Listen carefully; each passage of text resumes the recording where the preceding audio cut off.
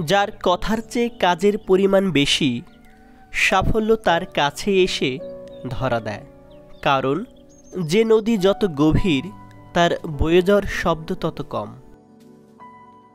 নিজের ইচ্ছাকে রোজ কাজে লাগান। যতবার পারেন চেষ্টা করুন। কঠিন কোনো কাজের চেষ্টা করুন, যে কাজ করতে আপনার আদৌ কোনো ইচ্ছে নেই। সুখকে একবার ফিরিয়ে দিন।